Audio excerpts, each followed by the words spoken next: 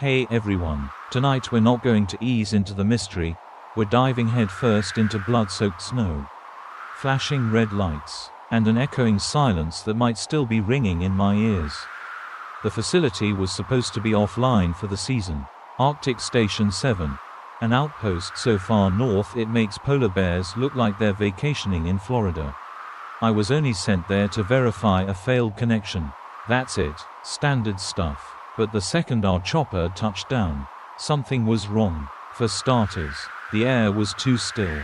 No engines humming, no generators running, just the wind, and even that was whispering like it didn't want to be heard.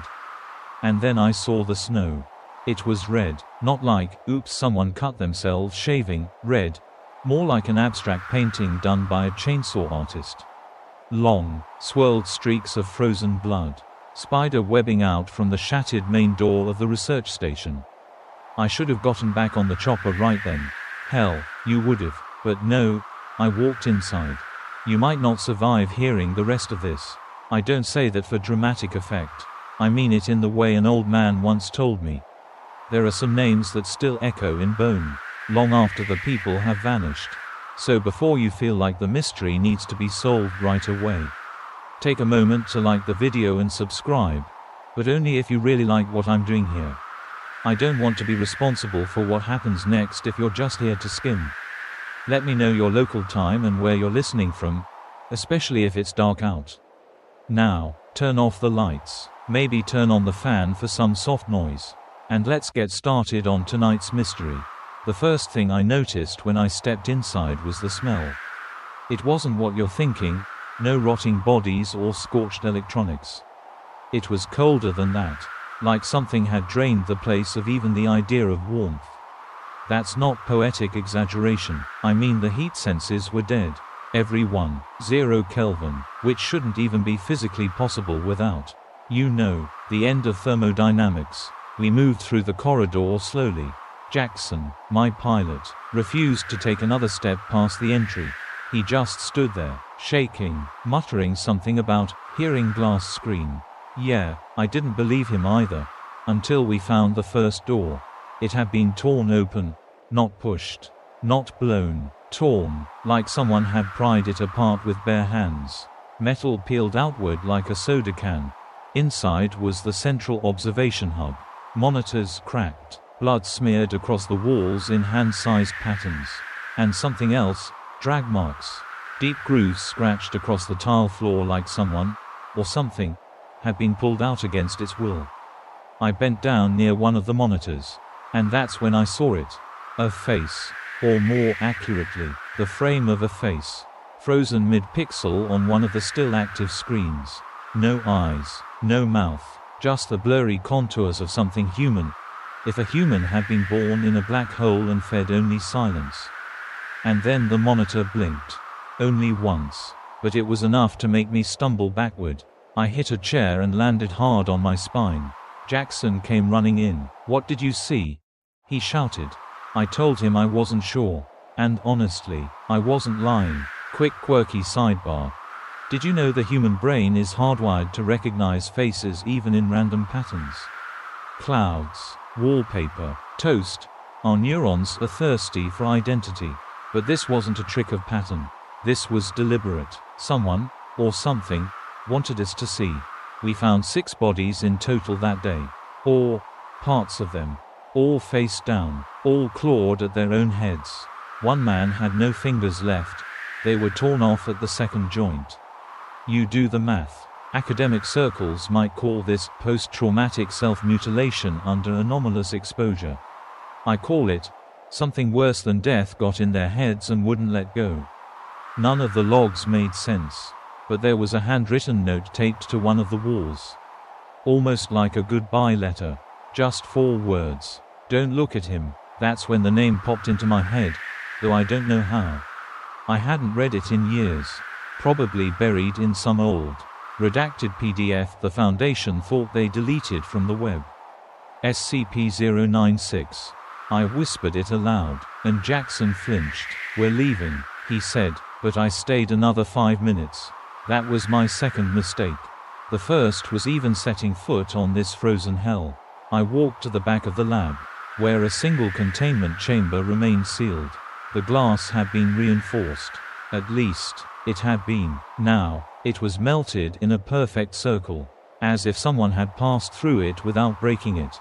Ever see ice vaporize instantly under a blowtorch? It looked like that. There was one last hallway I hadn't checked.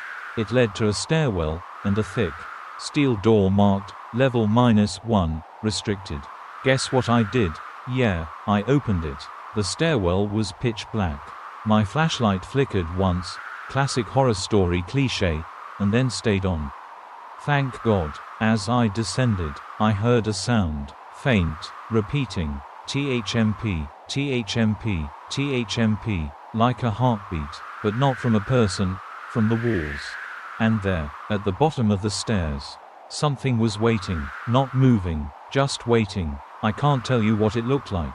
I really can't, not because I'm trying to build suspense, but because the lights flickered, and in that 1/2 second, I got the sense that I almost saw it, and that was enough to make me run. I was halfway back to the chopper before Jackson even saw me. I told him, we need to get this place locked down. Now. He didn't argue. We were in the air within 4 minutes. But something followed us back. And it wasn't the cold. Back at Site 14, things didn't settle, they twisted. I filed my report like protocol demanded. But nobody seemed to read it. I'm not exaggerating. I even left a fake line in there. Subject observed dancing naked in hallway C9, and not one person flagged it. They just nodded, said thanks, and sent me on a 3-day decompression leave, with a firm warning not to talk to anyone outside the Foundation. So of course, I called MIA. She's a level 2 clearance analyst and probably the only person I trust with my life, and even then, I only give her 70%. I told her what I saw at Arctic Station 7, how the door had been ripped apart, how the monitors had been half showing a face that seemed more like an absence of light than a physical thing. She got real quiet. Then she said, "Did the face have no mouth? Hollow cheekbones?" My stomach dropped. "You've seen it too." "Not directly," she said, "but 2 days ago, a technician scrubbed a corrupted video feed from an old storage drive. He died 6 hours later. Blood loss. Tried to tear off his own eyes. There it was again, that same pattern. We traced the corrupted file back to a remote subserver in Sector G11. You know those rooms where it's nothing but old beige towers stacked like bones from the 90s? Like they're daring you to touch one. Yeah, it was one of those. The server was labeled Archive, Omega Twin, Visual Log. I remember it because I took a photo of it with my phone. A dumb, panicked reflex. Another mistake. Quirky fact break. Did you know your phone automatically backs up to cloud storage unless you turn it off manually? Yeah, I knew that too. I just forgot. The minute that image was captured, it uploaded a thumbnail preview. Nothing huge, just a blurry frame, gray skin, elongated jaw, eyes like smeared charcoal, the kind of face that dares you to imagine what happens if you stare just a little longer. By the next morning, 6 people in my network were dead. Heart attacks, seizures, a car crash. One guy had a freak accident with a nail gun. But all of them were on my shared folder access list. Every single one. I tried deleting the file, but every time I wiped it, it reappeared, renamed, reformatted, and always accompanied by a timestamp that updated in real time, almost like it was watching us. That's when it happened. MIA called me at 3:12 a.m. whispering so quietly I almost didn't hear her. "It's not just in the file," she said, "it's in the network." Now, I know this sounds like the beginning of a terrible techno-horror movie. But academic circles have debated whether quantum-anchored entities could imprint themselves across digital mediums, sort of like a curse. But in HD, it's not mainstream theory. But after what I saw, I don't know, I believe it. The Foundation issued a silent lockout on our floor. Nobody in or out. They quarantined all devices, burned everything on magnetic tape, and locked us in with the lead-lined walls. I'm not kidding. They even gave us analog phones, with rotary dials. And guess what showed up the next morning?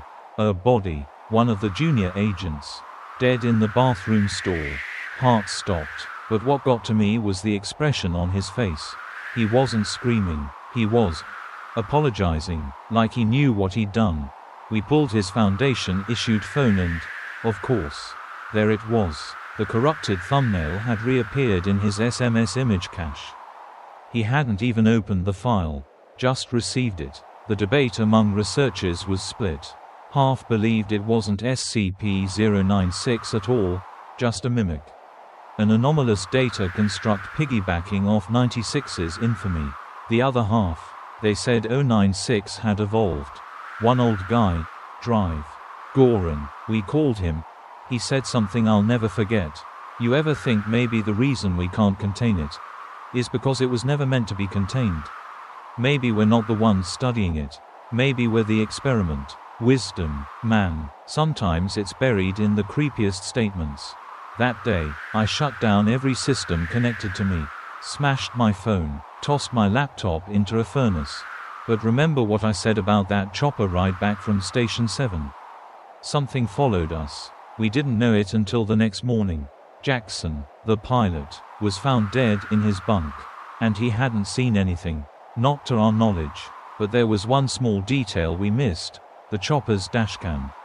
It had auto-captured the moment we flew past the facility, and its forward camera recorded something in the snow. We watched the footage later. Frame 2324.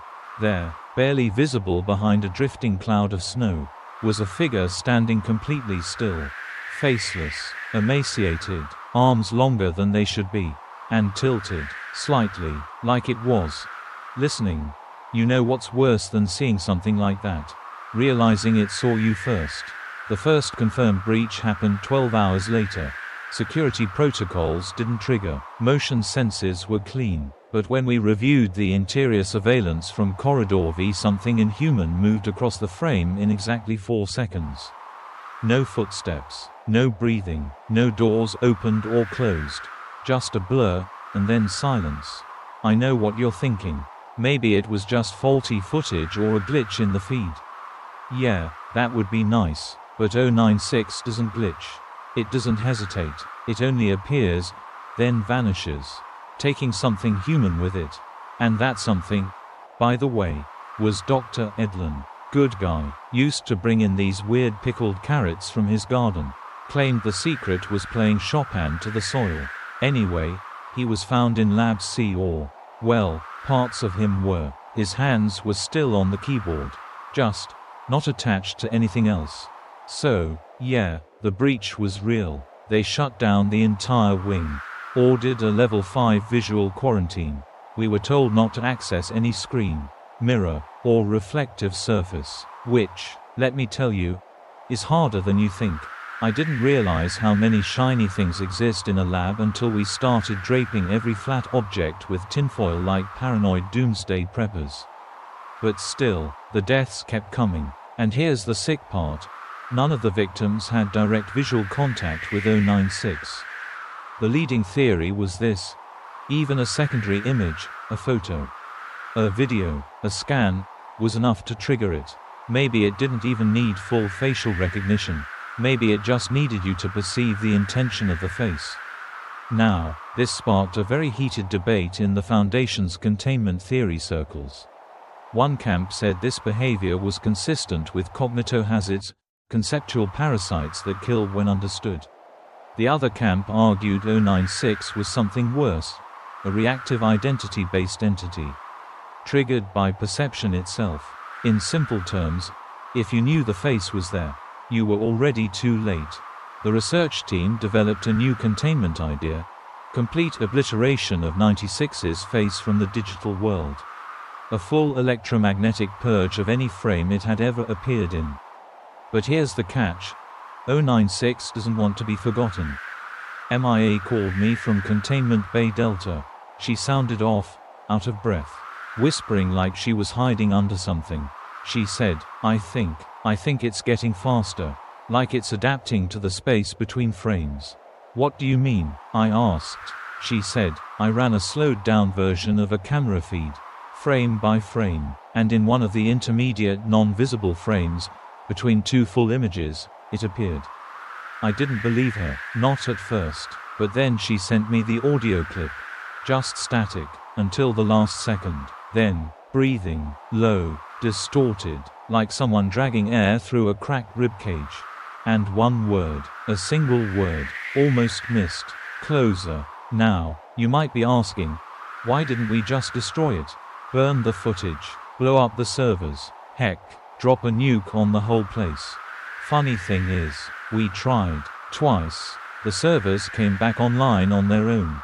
The footage restored itself from deep backups we didn't even know existed. That's the thing about 096, it's like trying to erase a nightmare from someone else's memory. You can burn your own journals, but the dream keeps spreading. Here's a quirky fact I read in some dusty book MIA had. Ancient Egyptian tomb builders used a kind of primitive, conceptual masking to hide sacred images, paintings hidden behind layers of false walls. Only visible at certain times of day.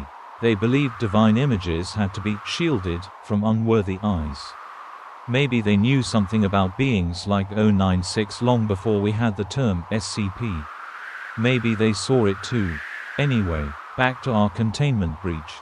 An emergency response team was deployed. 12 guys. Full-body scramblers. Opaque suits with reinforced steel mesh. Helmeted vision filtered through randomized infrared. They were trained to contain visual anomalies, some of the best we had. They lasted 7 minutes, not because they saw him, but because one of them, only one, accidentally looked at a reflection in a cracked lens while checking his gear. That was enough. The moment 096 knew someone had seen him, no matter how distorted, how oblique, he reacted. And reaction, in his case, means movement that physics politely refuses to explain. They said the cameras picked up a motion spike clocked at 1.780 km per hour. That's faster than a fighter jet. Faster than any land creature should be able to move without liquefying its insides. But 096 doesn't care about biology. It cares about removal. That soldier's body was never found. But his boots were, still laced, sitting in the corner of the containment chamber.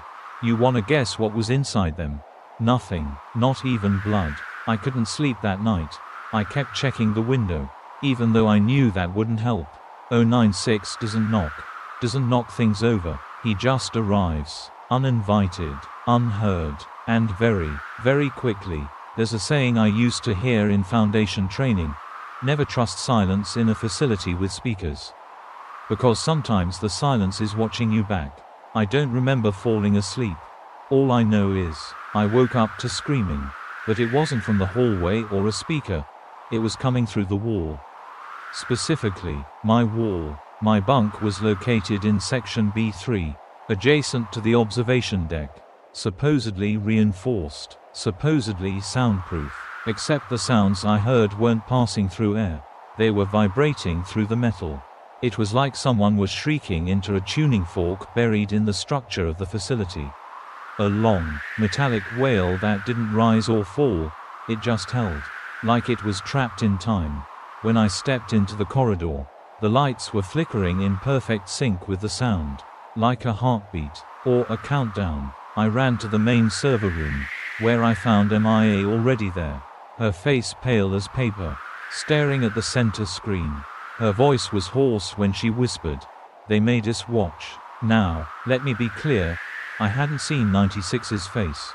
Not really, not even on that frozen monitor at Station 7. I'd seen movement, blur, shape, but never full contact. Same for MIA. But someone had decided to test a theory. A Level 4 command directive had been issued overnight, without notifying us. Some genius decided that if 096 responds to direct perception, then filtered abstraction might be safer. So, they took every known image of SCP-96's face, ran it through aggressive AI distortion filters, randomized the outputs, and compiled a montage. Then they distributed it to 12 personnel, and made them watch it. They didn't even get halfway through before the containment breach alarms triggered again. 5 of them were dead within the hour. 3 more disappeared. As in, no biological traces. The doors hadn't opened. The hallways had no camera glitches.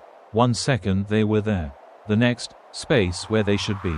The rest, well, they're technically alive. Except all they do now is sit in a locked room and draw faces. Hundreds of them, on the walls, on their skin, on the backs of their eyelids. Yeah, one of them actually used a mirror shard to tattoo eyes onto his own eyelids. With ink made from melted rubber and, I think, bone ash. Let that image live rent-free in your brain tonight. Quick quirky fact, during the Renaissance, early anatomists believed the eyes emitted light beams that touched objects, making sight an active process. Weirdly enough, that idea might be more accurate in this case, if looking at 096 is like touching him with your awareness. One of the surviving test subjects, Nadia, a linguist who used to analyze anomalous texts, had a moment of clarity. Just once, she grabbed my arm and said, "He's not shy, that's not what this is." "What do you mean?" I asked. She looked up, her eyes wide and dry and burning, and said, "He's ashamed." It didn't make sense at the time, but it stuck with me. That word, ashamed. MIA started pulling up the filtered video files, trying to trace any consistency in the frames that triggered the attacks. But they were randomized, totally chaotic. One moment, 96's mouth would appear elongated. The next, a hint of eyes, wrongly spaced, oddly blurred, nothing consistent, except one frame. Frame 466. It only flashed for 0.02 seconds. But it had symmetry. 2 eyes, a mouth, a full, human-looking face, distorted. Yes, but recognizable. We froze the footage and stared at it. And even though we didn't play it in motion, I swear I felt it. Like someone pressed their hand against the back of my neck. Cold, icy, still. MIA blinked. Hard. I think that's the real him. And then the monitor blinked back. Not glitched. Blinked. A smooth, deliberate shut and open of the digital eyes on the screen. I pushed my chair back so fast it tipped over. MIA slammed the power off. Yanked the plug from the wall. But the screen stayed on. It glowed red for a second. Just 1 second. Then it turned black. We sat in silence for a while, catching our breath, waiting to see if the air itself would kill us next. When it didn't, we started clearing every image file off our local drives, burning backups, even frying the hard drives in magnetic pulse baths.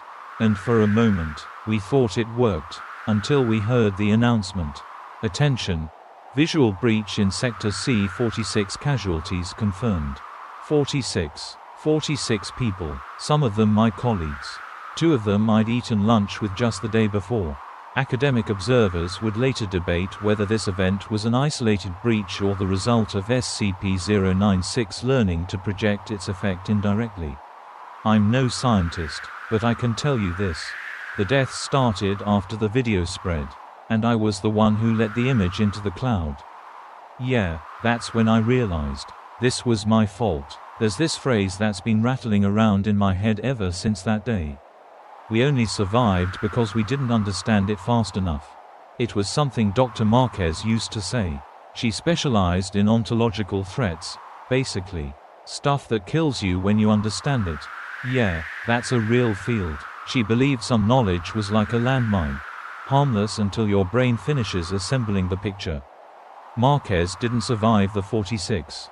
But she left behind something I wasn't supposed to find. A tape recorder, analog, hidden inside a hollowed-out coffee tin in her office freezer. I only found it because I was starving and decided to raid the restricted fridge. Funny how survival instincts sometimes lead you toward death instead of away. The tape was labeled, Field Log, Echo. Nothing else, just that one word. When I played it, the voice on the other end wasn't Marquez. It was Agent Tolliver, one of the elite response members sent to Outpost Echo months before. We were told his whole team had gone dark, that they'd been wiped from existence in what the Foundation called a Zone Black incident. But there he was, alive, at least for those 13 minutes and 42 seconds. The audio starts with static. wind, some heavy breathing. Then Tolliver speaks. March 18th. Time unknown. If you're hearing this, that means either we failed, or I'm the last one left. Probably both. He coughs, then whispers something about entering the outpost bunker after 096 had been seen during a routine security test. His voice trembles as he continues. We saw just a photo. A still, blurry, didn't even know what it was.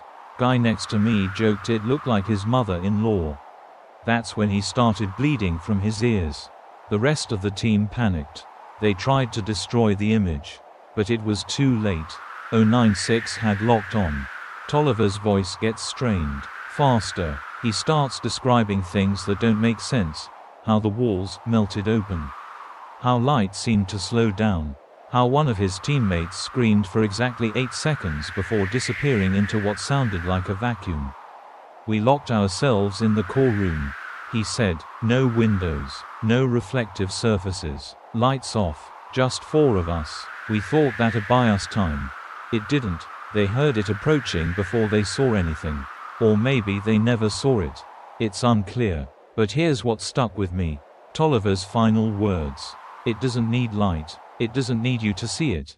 It just needs to know that you know. And then it's over. The tape ends with a noise I'll never forget. It's not a scream. It's not a crash. It's a shiver, in sound form. Like the audio itself is trying to recoil. Quirky fact of the day. Sound can cause physical reactions even if the source is non-existent. Phantom vibration syndrome is a real thing. Your body reacts to something that was never there. That tape, it was a phantom, all right, and it vibrated down my spine for a week. After hearing that, I stopped trusting my own mind. I covered my bathroom mirror with duct tape, took the art off the walls. I even stopped watching movies, just in case some clever editor thought it'd be fun to insert an anomalous frame. I wasn't taking chances. MIA started having dreams. I wouldn't call them nightmares, not in the traditional sense. She said they were more like memories of things that never happened. She described walking through the Arctic outpost, alone, but everything was covered in moss. Thick, pulsing moss, like the world had been overtaken by something slow but inevitable. In the center of the station stood 096, but instead of running toward her, it was kneeling, crying, its long fingers clutching its head like it was trying to pull itself apart.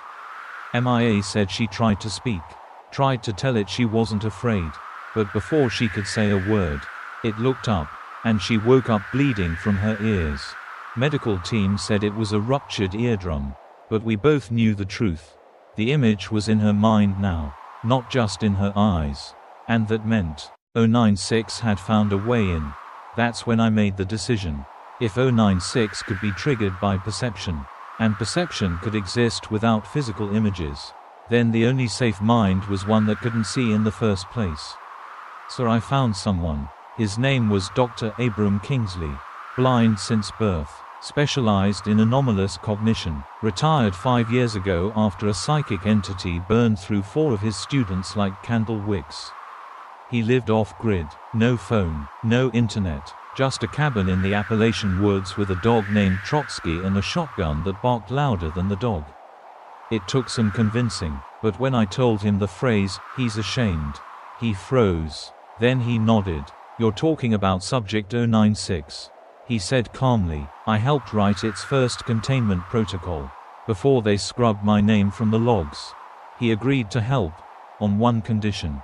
No visuals, no sounds, no records. You describe nothing to me. I'll find him by absence. Absence. That's how we were going to hunt something you weren't allowed to look at. Not with maps, not with cameras, but by finding all the places it wasn't. That's when the real chase began. We called it Operation Dead Mirror. Our goal wasn't to capture SCP-096. Not anymore. That fantasy died with the 46 victims. This was about survival, mitigation, maybe even erasure, if Kingsley was right. He said something to me during our prep that still clings to the back of my brain like a moldy memory. Entities like this, they're allergic to isolation. They exist through awareness. Stop looking, and they die starving. It wasn't comforting, exactly, but it gave us a direction. Kingsley believed 096 had embedded itself into digital infrastructure through cognitive residue, little fragments of perceived identity embedded in code. Pixels, even corrupted AI renderings. And we had just the thing to track it. An outdated Foundation algorithm called Loki 7, originally designed to flag facial anomalies in surveillance footage. We reprogrammed it in total darkness. Seriously. I typed commands blindfolded while Kingsley dictated. And I only elbowed him in the ribs like 3 times. It sounds ridiculous, but it worked. The software began flagging nodes where 96's image had reappeared, ghost fragments. Bits of code replicating themselves like digital parasites. There were hundreds. Most had already caused casualties. But there was one file, one image, we traced back to a backup drive no one knew existed. It was stored on an off-site archive server. Location: Nevada testing range. Deep desert, no civilians, no satellites overhead. The perfect place to start scrubbing reality clean. We mobilized a blackout team. 4 members, all volunteers, all blindfolded from the moment we landed. Fun quirky fact: the Nevada desert is home to a type of ant that navigates using sunlight polarization patterns. They see, in a way completely alien to us. That's what we were aiming for, sight without perception. But we didn't make it past the first checkpoint. A drone recon team, autonomous, scrubbed of any visual sensors, had flown ahead to scan the entrance. What they sent back was chilling. The server room was already open. And inside, standing in perfect stillness before a shattered monitor wall, was 096. Just waiting. I don't mean waiting, like a cat ready to pounce. I mean waiting the way a statue waits. As if time didn't apply. As if it had been standing there long before the building was built. And here's the real twist. No one had seen the image yet.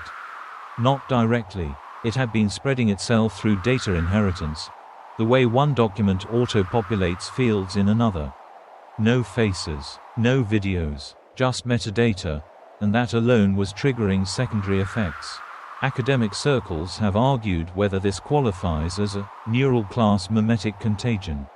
I say screw the terminology. What matters is this. It was thinking ahead. We couldn't just cut the power. The drive was isolated but still replicating. Every minute we waited, another infected node somewhere across the Foundation's global grid was potentially sprouting a new outbreak. Sir Kingsley did something insane.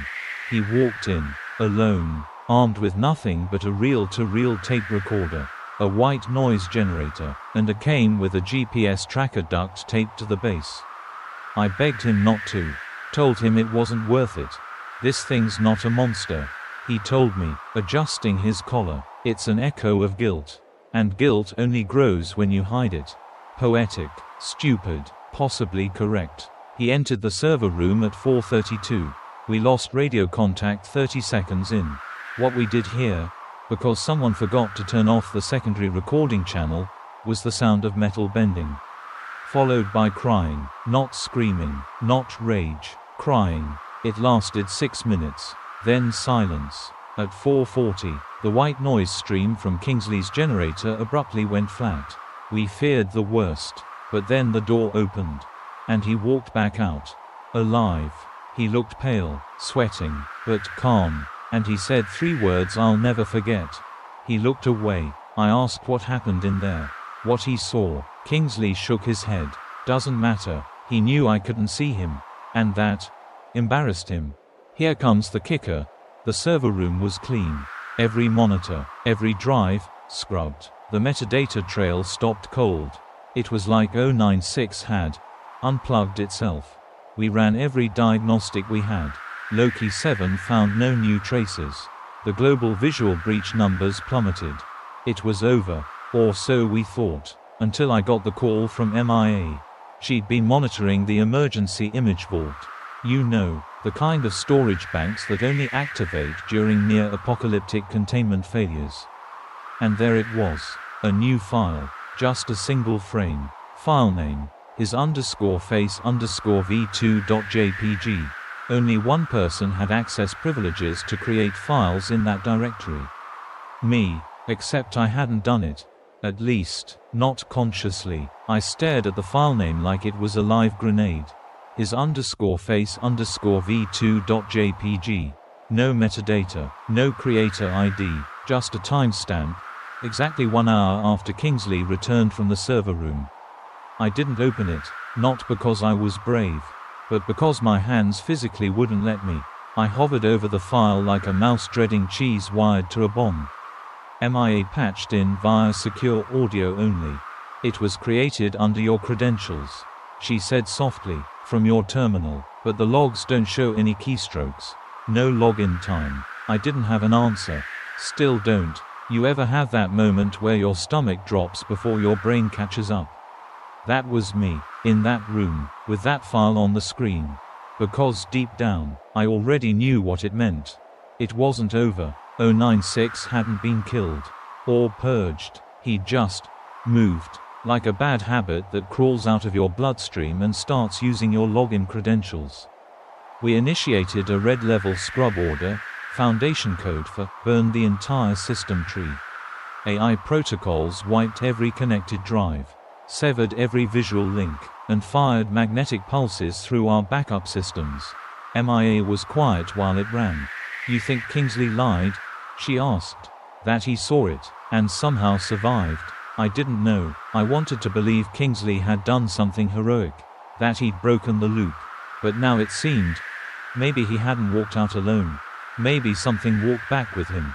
We met again 2 days later. Kingsley looked worse, pale, tired, and his dog, Trotsky, wouldn't come near him, just stood on the porch, tail tucked, growling low and constant. That night, I found Kingsley outside, barefoot, staring into the dark woods. He doesn't talk, Kingsley murmured, not in words, but I feel him now. All the time. I asked what he meant. He didn't answer. The next morning, Kingsley was gone. No signs of struggle, no footprints, just a trail of mirrored glass, neatly arranged, leading into the trees. We followed it, 15 miles, never found him, but at the very end of the trail, propped against a fallen birch, was an old Polaroid camera. Inside it was one undeveloped photo. MIA looked at me. We should destroy it. We didn't, not immediately. I guess some part of us still believed in understanding, in solving the anomaly. So we sealed it inside a Faraday cage, locked it in a vault 5 stories underground, and stamped a sign over the door. Do not view, ever, which was working fine, until the hiker showed up. He was just some guy. No clearance, no connection to the Foundation. Mid-30s, hiking the Appalachians alone, harmless, except somewhere along the way. He picked up a flash drive near an old ranger station, claimed it was just lying there in the dirt, flashing like it wanted to be found. He plugged it into his satellite phone later that night. He never made it to his next checkpoint.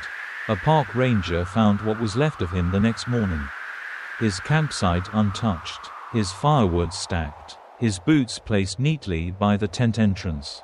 And inside the tent, nothing, not even blood, just the flash drive, and one open file. Guess the name. Yeah, his _face_v2.jpg. That made him victim number 46. And the guilt hit me like a freight train. Because I realized something. That file hadn't created itself. It had passed through me. Through my terminal, my clearance, my mind. I didn't need to open it. I'd already seen it, somewhere deeper, somewhere below conscious thought, where 096 had apparently found a home. Academic debates aside, we now had a new theory. 096 didn't just punish people for seeing his face. He infected them. That's why Kingsley vanished. That's why my credentials got used. That's why even unviewed images triggered reactions. Because once you were touched by 096, you became a kind of relay tower, broadcasting terror without even knowing it. That was the moment I decided to disappear. I cut my ID badge into pieces, burned my Foundation uniform, wiped every digital trace of myself I could. Then I went underground, literally, into a sealed bunker, deep in the Colorado bedrock. Built during the Cold War. No windows, no mirrors, no internet. I brought 3 things: canned food, analog tape recorder, and 1 sealed envelope. The photo, the last undeveloped Polaroid from Kingsley's camera. I haven't opened it yet, but I dream about it now. Every single night. Sometimes I see trees swaying, sometimes snow falling across empty plains, and sometimes I see him, just standing, waiting, ashamed, and I wake up sweating, ears ringing, heart thumping like it's trying to escape my chest. Which brings us to now. To you, to this story. If you're still listening, you haven't seen him yet, but I needed you to know, to hear it from someone who survived long enough to tell it. Before he finds me too. It started with a tapping sound. Not loud, not urgent, just a soft, irregular rhythm against the ceiling above my bunk. At first, I thought it was the ventilation shifting, or maybe something in the pipes. This place is old. Most of it was welded together in the 70s and forgotten by the government until the foundation repurposed it for emergencies. The steel groans when it gets too cold, and the old ducts make sounds like dying whales. But this was different, because when I held my breath, it matched it. Tap, pause, tap tap, pause, then silence. I counted the seconds. 11, then it tapped again, once. MIA used to say, there's no such thing as a coincidence after 096. And I agreed, because tapping meant contact. Contact meant proximity, and proximity, that meant he was close. I stayed perfectly still in my bed, eyes open but seeing nothing. My bunker had no lights by design. I lived in controlled darkness now. My own little coffin, a safe, mirrored sarcophagus built to keep me blind. Alone, and alive. I whispered into my recorder, voice shaking, subject proximity suspected. Breach status unknown, no visual exposure, yet. The truth is, I didn't know how he'd find me down here. I'd scrubbed every connection. The bunker was analog, no signals, no mirrors, no cameras, but he knew, it had to be the dreams. That's the only explanation left. Some nights, I'd see flashes, images like frames of corrupted film, a hallway I'd never walked. Red snow, a long figure curled under a metal staircase. And sometimes, my own face reflected back at me. Old wisdom says a mirror doesn't lie. That's bull. Mirrors reflect what they think you deserve to see. And mine had started showing me his face. Not in clear detail, mind you, just impressions. Cheekbones too sharp, lips stretched into something like regret. Eyes that didn't blink. Always almost visible, just enough to know it was him. So I reached out to MIA again. It had been months. I thought she was gone. To my shock, she answered. Her voice was weak, strained, like someone who hadn't slept in a century. I think it's in my reflection now, she said, not in the glass, in me. She told me about the blind researcher we both knew, Drive. Abram Kingsley. How she found his research journal in a duffel bag left outside the Foundation's Colorado gates. No return address, no name, just 1 page left inside. 7 words, handwritten, no eyes left. Still, he found me. We were both infected. That's what we realized. This wasn't containment anymore. This was incubation. If 096 could survive through perception, through guilt, even, then anyone who knew his face once could carry it. Even without seeing it, even without meaning to. That hiker, the flash drive wasn't the cause. It was the trigger. And me, I was next. So I had to find the last person who could help. A former Foundation technician named Ilya Varis. He'd worked on visual filters for cognitohazard suppression, an idea so crazy it nearly got him blacklisted. His theory, that perception wasn't just visual, but temporal, that certain entities, like 096, could infect your future awareness, laying dormant until your brain caught up. Basically, you could be exposed now, and only die next month, once your brain understood what it had seen. Ilya was off-grid too, but unlike Kingsley, he wanted to be found. He left a trail, encrypted notes, burnt DVDs, Analog voice memos disguised as lo-fi songs uploaded under a fake synthwave artist name. Took me 3 weeks to decode them. And another week to find his location. A basement beneath the hollowed-out video store in rural Oregon.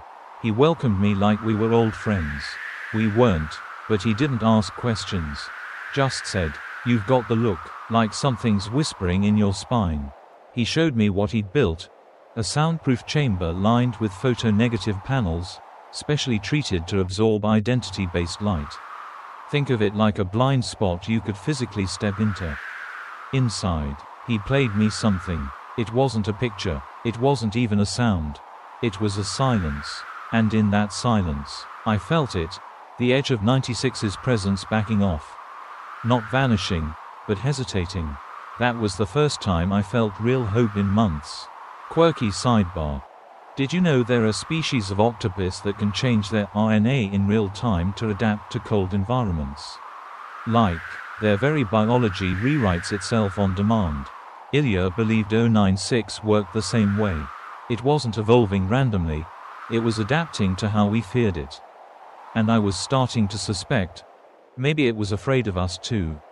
Not all of us, just the ones who refused to see. Ilya and I made a plan. A risky one. One final containment scenario. No more files, no more chasers, just a confrontation in the dark. One more try to end this. And it started with a knock at the elevator door above us. He was already here. The elevator wasn't supposed to work. We'd cut the power, welded the shaft shut, filled it with sand and reinforced steel plates. But still, ding, just like that, a soft, polite chime from a dead machine. Ilya and I froze. Neither of us breathed. Then came the second sound, a slow screech. Metal dragging against metal, like fingernails on a prison gate. Not loud, but close, too close. He's bypassed mechanical constraints, Ilya whispered, more to himself than to me. That means, he's learning structure. Whatever that meant, it wasn't good. It meant 096 was no longer just reacting. It was planning. We raced into the negative room, his term for the photo-negative containment chamber, and sealed the door. 5 inches of tungsten alloy between us and everything else. Ilya activated the internal acoustic nullifier. No sound, no feedback, just a suffocating hush, like the air had been vacuumed out of existence. This was our trap. See, we'd realized something simple. 096 reacts to perception. But what happens in a space where perception itself breaks down? Where nothing reflects, and no sound carries? He can't know you've seen him, if there's no way to know anything. It was risky, like throwing a ghost into a black hole and hoping physics cared. But we had no other cards left. We sat there, side by side, in silence. No watches, no screens, no countdowns. Just stillness.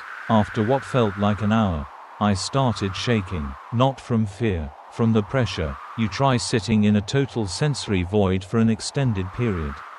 Your body begs for stimulus. Even pain, even fear, anything to prove you still exist. Then, crack. A hairline fracture opened in the chamber wall. Not big, just enough to let in light. One beam, slanted, pale yellow, flickering like it didn't belong here. Ilya turned toward it, and I saw his face twist in horror. But not at the crack. At me. "Close your eyes," he mouthed. "Don't blink." The old SCP-173 protocol. But this wasn't that. He wasn't afraid I'd be attacked. He was afraid I'd confirm it. That if I looked through the crack, it would become real. Because that's the catch with 096. He's not a creature. He's a concept. A shame-soaked, silence-bound idea that kills when it knows you've acknowledged it. I turned away, sat down hard, knees to chest, breathing into my sleeve. That's when the walls began to bend. Not from force, from presence. The negative room flickered, just once. A pop of static across reality itself. Like someone tapped the pause button on the simulation for half a second. And then he was there. Not seen, not heard, but known. Ilya trembled beside me. His fingers brushed mine, trying to form a word in the dark. Maybe goodbye. Maybe forgiveness. I'll never know. Because a second later, he was gone. No scream, no sound, no impact. Just gone, like someone edited him out of the timeline. And I was left alone. I stayed in that room for hours. Maybe days. The pressure didn't lift. The silence didn't break. But something changed. A feeling, like the air around me relaxed. As if 096 had stepped away. Hesitated. Maybe even retreated. Eventually, I opened my eyes. Still blind. Still intact. I stumbled out of the chamber. Into the ruined basement. And there, etched into the concrete where Ilya had once stood, were 7 words. Gouged deep by something not human. Don't look at me, I'm sorry. It hit me like a brick wall. 096 wasn't just reacting. He was pleading. He didn't want to be seen. Not because it hurt him, but because it hurt us. All this time, we assumed 096 was a mindless killer. A glitch in the system of reality. But what if he was something left behind?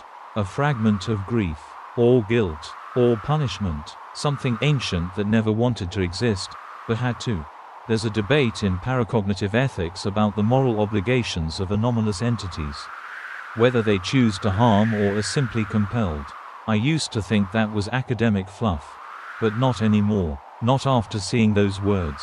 I spent the next 3 days destroying every trace Ilya left behind. The photos, the data, his journals, even the negative room, all of it, gone, because the only thing worse than seeing 096 is making someone else see him. And I couldn't risk that. Ever again. The first thing I noticed when I got out of the bunker was how blue the sky was. Like, painfully blue, that hyperreal shade you only see in animated films or antidepressant commercials. I stood there for a long time, staring up like I hadn't seen color in years. Because, honestly, I hadn't. It had been 173 days in darkness. That's not a metaphor. That's not exaggeration. I counted. No light, no screens, no mirrors, just black walls, white noise, and my own thoughts. Thoughts that, toward the end, had started to whisper back. But that day, sunlight, breeze, birds. For one precious second, it felt like 096 was gone. Not defeated, maybe, but at peace. Of course, that didn't last. You ever walk into a library and immediately feel like something ancient is watching you? Not the librarian, something older. Books have a weight, a presence, and some of them hold things heavier than information. That's what it felt like when I walked into SITE 19 Archive Division 2 weeks later. I was there for research. No one knew I was alive except MIA, and she had vouched for me using clearance codes I'm pretty sure were supposed to be retired. But desperation makes us all a little criminal. We were digging into the Mesopotamian hypothesis. See, after everything that had happened, Arctic Station 7, Outpost, Echo, Kingsley, Ilya, I couldn't shake something that kept resurfacing in old reports. An entity described in Babylonian cuneiform as Derzalit. It roughly translates to, the one who cannot be gazed upon. The parallels were chilling. Derzalit was said to live in the margins of human awareness. Not a god, not a demon, something, ashamed of its own shape.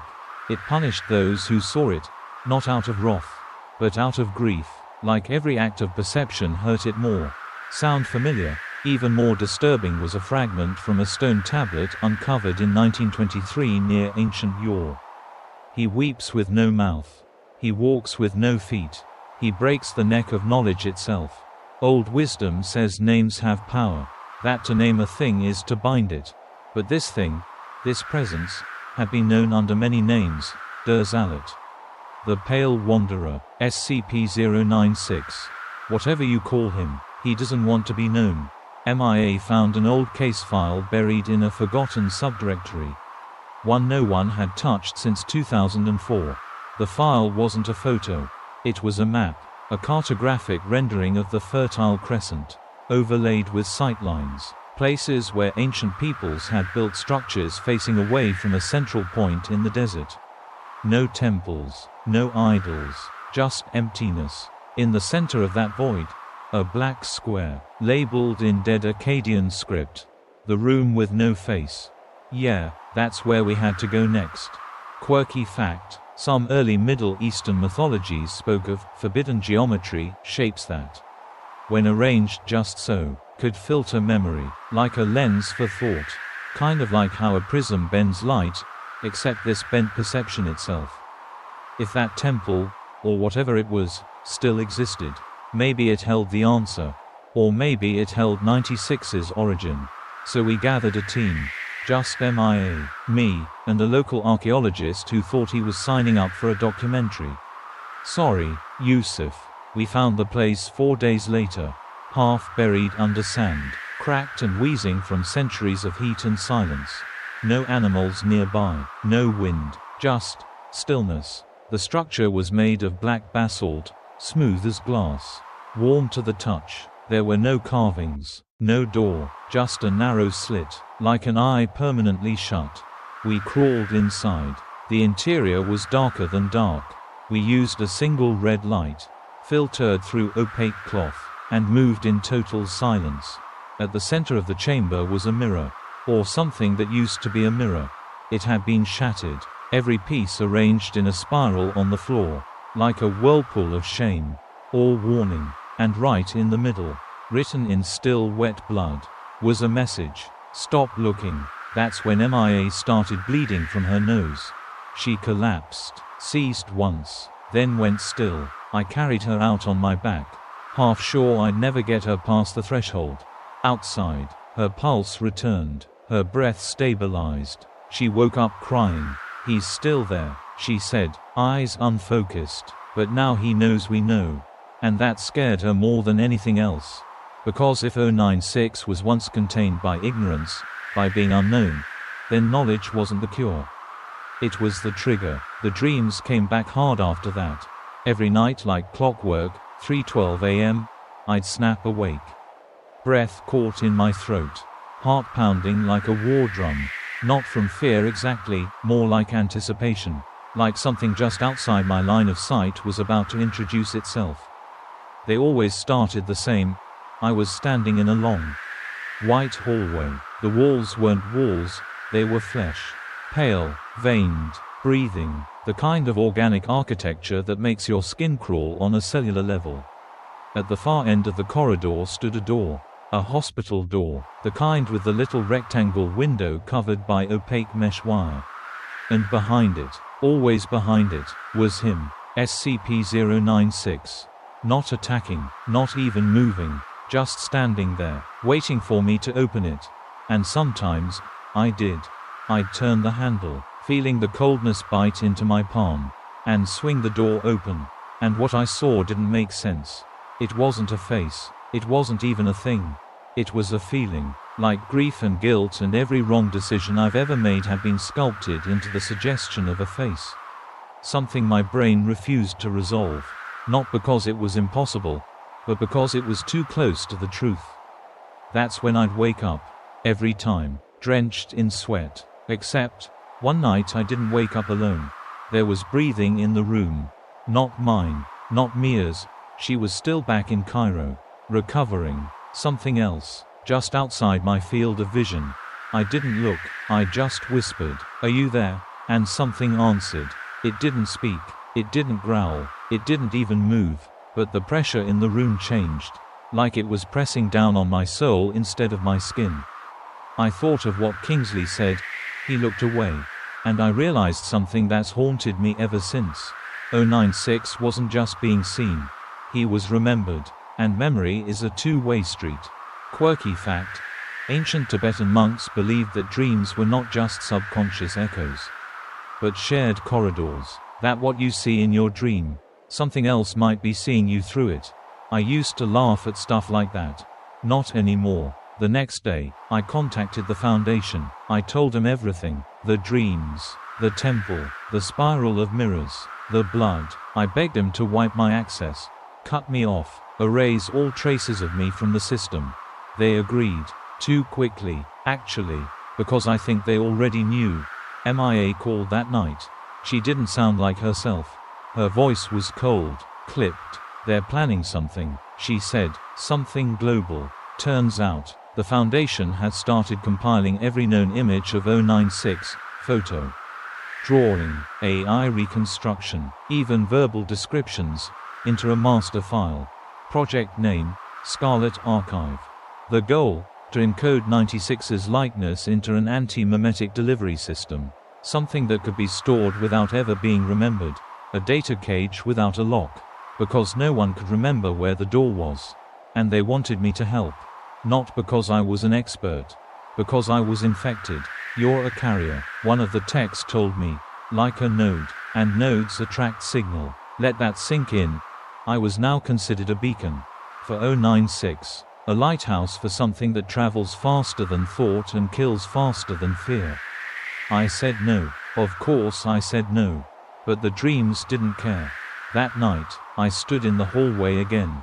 The flesh walls pulsing, the hospital door waiting. Only this time, it was open, and he was walking toward me. Not running, not teleporting, walking, like he was giving me time to decide. And behind him, mirrors, endless mirrors, all cracked, all showing my face. I woke up screaming, called MIA. She didn't answer. That was 2 days ago. Since then, I've seen him in reflections, in shadows, in people's eyes, not directly, just hints, a pale jaw in the shimmer of a spoon, a sliver of a weeping face on a rainy car window. Always almost, never fully, because that's what he does now. He lets you think you haven't seen him, and then waits until you're sure you have. I found him, not 096, not directly, but someone who'd been face to face with him and lived. A janitor, of all people.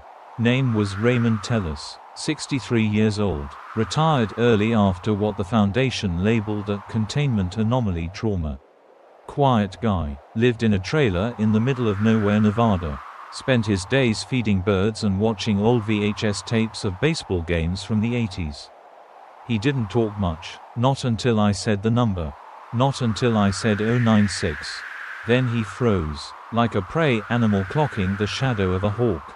Where'd you hear that? He asked. Eyes suddenly sharp, voice suddenly sober. I told him I'd seen the file. That I was infected. That the dreams had started. And they weren't going away. Raymond nodded, slowly. It's not in the file. He said, not really. It's in you. Once you see him, even if you survive, you're never alone again. He told me his story. 22 years ago, he was sweeping an unused containment corridor when someone slipped a crumpled sketch under his door. Just a doodle, rough pencil work, the kind of thing you'd toss in the trash without thinking. Except, something about the proportions was wrong. Something about the eyes. He folded it up, put it in his back pocket. 3 hours later, an alarm went off on sublevel 5. By the time security arrived, 8 people were dead. Raymond wasn't one of them. Because he had never looked at the drawing again. Not once. And when they asked him what saved him, he said, I just knew better. Quirky fact break. In some Buddhist traditions, there's a concept called avidya, a kind of sacred ignorance. The idea that not knowing certain truths is essential to spiritual peace. That full understanding can be a kind of death. Raymond believed 096 was a punishment for knowledge. He doesn't kill because you see his face. He whispered. He kills because you weren't supposed to look. And now he has to carry that weight. I asked him if the dreams ever stopped. He shook his head. They get quiet, he said, but they don't leave. And then he did something I didn't expect. He reached into an old lockbox and pulled out a photo. Wrapped in cloth. Sealed in wax. This is the original, the first sketch, the one from the door. I backed away immediately. Why the hell would you keep that? I asked. Because it's not a curse. He said, it's an apology, from him. He placed the photo on the table between us. Didn't unwrap it. Didn't offer. Just left it there. You'll know when it's time. He said, then walked out into the desert and didn't come back. I sat in that trailer for what felt like years. Staring at the cloth bundle. Felt like it was breathing. Not calling to me. Just waiting. MIA called that night. She sounded different. Calmer. He's not chasing anymore, she said. He's listening. She'd gone back to the temple. Alone. Don't ask me how. Don't ask me why. I begged her not to. But she needed answers.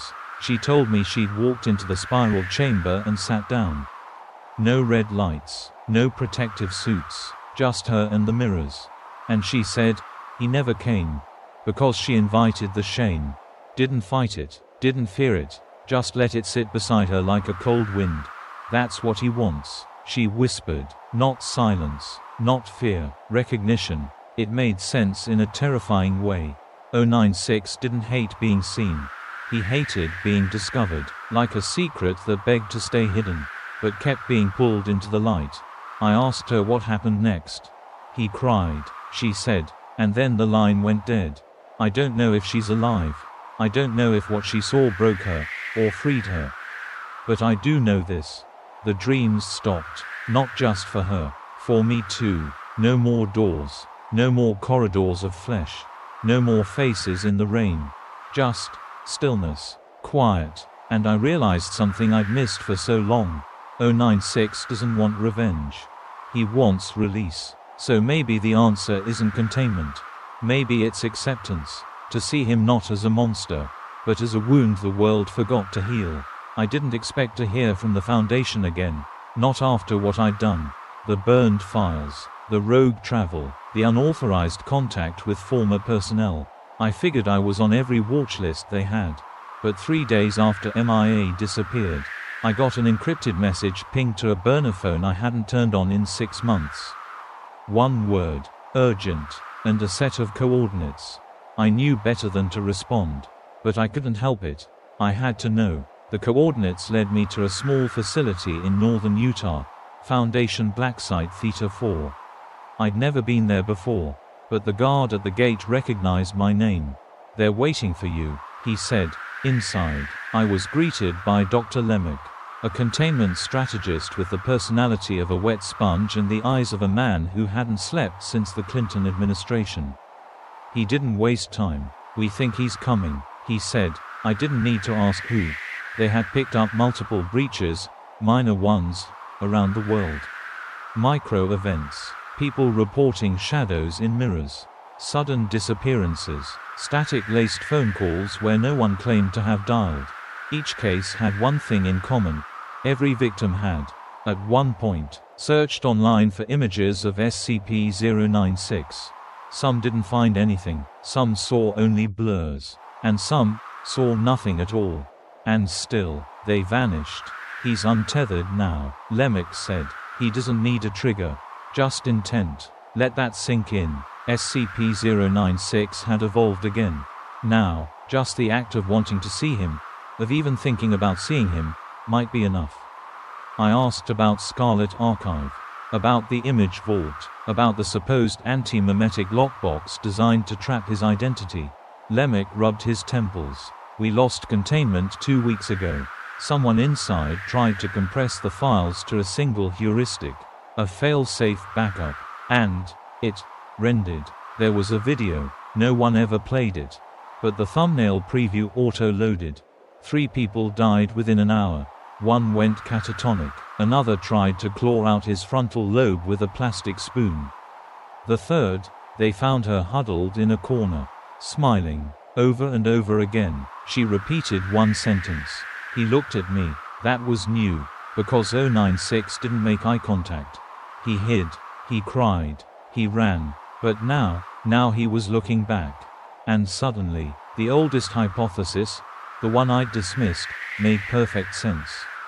What if 096 was never meant to be locked away?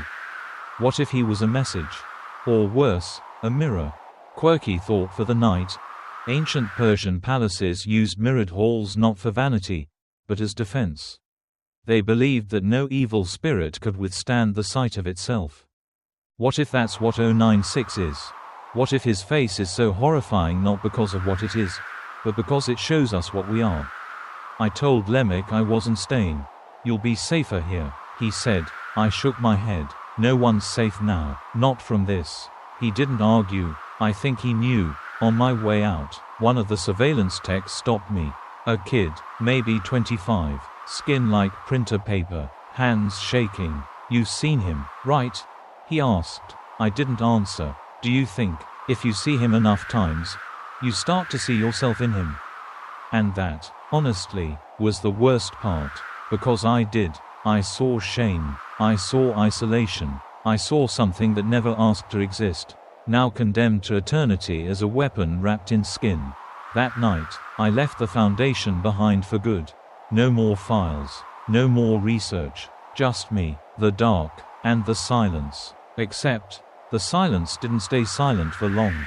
At exactly 3:12 a.m., the floorboards groaned. Not footsteps. Just weight. Like something was standing just behind the wall, deciding whether or not to knock. I didn't move. I didn't look. I just whispered, "It's okay, I see you," and the pressure lifted. For a moment, I swore I heard breathing. Not mine, not his, but ours. I never thought I'd become one of those people, the kind who wanders through the desert talking to the air, burying mirrors and taping over windows with blackout cloth. But here I am. The cabin I live in now doesn't have electricity. No screens, no reflective surfaces. I paint the windows over every week. I smash any metal that shows even a glimmer of light. And I sleep facing the wall. Just in case. I still have the wax-sealed photo from Raymond's trailer. I never opened it. I keep it in a locked drawer inside a lead box under the floorboards. Not because I'm afraid of it anymore, but because I think it's waiting for someone else to open it. Maybe you. I know how that sounds. Paranoid, egotistical, like I've got some mystical secret the world isn't ready for. But here's the thing. I'm not special.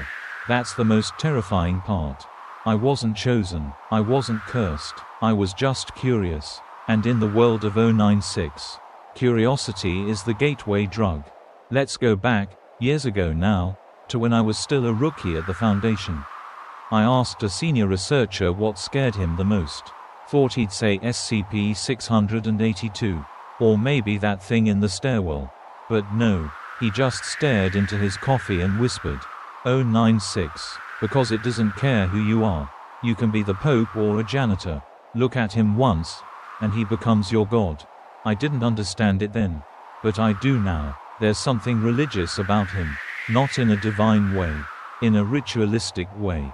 He punishes sight. He punishes awareness. He punishes the very thing that makes us human, the need to understand. It's a paradox. You want to see, but the moment you do, your vision becomes a crime. Your brain becomes a signal flare. MIA used to call it conceptual cannibalism, the idea that certain anomalies feed on cognition. That 096 wasn't just killing people, but growing through them, and the more of us that knew, the more space he had to exist. That's why I stopped writing reports. That's why I stopped speaking his name. But that doesn't mean he stopped visiting. Last night, I heard him again, not footsteps this time, just scratching, like long fingers slowly tracing lines in the wall behind my head. I didn't turn around. I didn't breathe. Instead, I whispered a story I remembered, something old, something my grandmother used to say when I was little, back when monsters were things in books, not things in data streams. When the shadow stands too long, give it a name, but don't call it out loud, or it'll turn and wear your face. Old wisdom. Folklore, maybe, but folklore has a funny way of being right. I think he listened, because the scratching stopped. Quirky fact, there's a Buddhist koan that asks, if you meet the Buddha on the road, kill him. It's not about violence. It's about illusion, about recognizing that what you perceive as ultimate truth might just be a mask. 096 is that mask. We gave him power when we tried to define him, to lock him up, to study his anatomy, chart his movements, build systems to survive him. But what if the only way to defeat him is to stop being afraid? To stop looking, to stop needing to look. The Foundation will never accept that. They're wired for control, for classification, and that's what makes him unstoppable in their world. But out here, in the silence, he hasn't hurt me. He just lingers. Sometimes I hear him breathing in the trees. Sometimes I catch a pale silhouette on the hill, never moving, just there. But I don't look, I don't run, I just say, "It's okay, you're not alone," and he leaves. Not always. But often enough. I knew the end was coming the moment the silence changed. There's a kind of stillness you learn to live with after years of isolation, an old, creaky silence, shaped by wind in the trees and water in the pipes. It has a rhythm, a texture. But tonight, that rhythm broke. It was around 3:12 a.m. again, no surprise there. The time has followed me like a curse. I sat awake, not from a nightmare this time, but because I knew he was close. But there was no sound, no footsteps, no breathing, just pressure, like the air had grown thick enough to crush my ribs, and the shadows had turned solid. I stood slowly. I didn't grab a flashlight, didn't reach for a weapon. What would be the point? Instead, I walked to the far end of the cabin, to the sealed room I swore I'd never use, the one without windows, the one lined with mirrors on the outside, not the inside. I stepped inside, shut the door, sat down on the floor with my back to the wall, and waited. It didn't take long. There was a knock, but not at the door, not even at the window. It came from the wall. 3 soft taps, then a pause, then 2 more. I didn't move, didn't breathe, just closed my eyes and whispered, "You can come in, I'm not afraid anymore." And the wall opened. Not physically, not like something burst through, more like a door in reality itself cracked ajar. The air shimmered, the pressure folded, and then he was there. Not in flesh, not in shadow, but in grief. SCP-096 stood on the other side of the wall that wasn't a wall anymore. Tall, emaciated, still, and this time, I didn't look away. I met his eyes. They were black, but not empty, full of something ancient, something heavy, something human. And he didn't move. He didn't scream. He just knelt, like a child asking for forgiveness. I couldn't speak, not out of fear, but because I didn't want to break the moment. So I did the only thing I could. I held out my hand. He didn't take it, but he stared at it for a long, long time. Then slowly, painfully, he looked down, and disappeared. No sound, no light, no dramatic exit, just absence. The wall was whole again. The room was still, and I was alone, but not the same, because for the first time, I wasn't haunted, not by him, not by myself, not even by the face I never fully saw. Quirky last thought. Did you know a mirror, when completely blackened, is called an obsidian scrying glass? Ancient mystics believed it could be used to see without looking, to face truth without breaking. Maybe that's what we need now. Not containment, not avoidance, just a different kind of mirror. One that reflects not what we fear, but what we've chosen to forgive, especially in ourselves. So if you're hearing this, if the whispers have followed you, if you've seen something in the dark that felt too quiet to be safe, know this. You're not alone, and neither is he, not anymore. And now, we've reached the end, or maybe just the place where endings stop pretending to be final.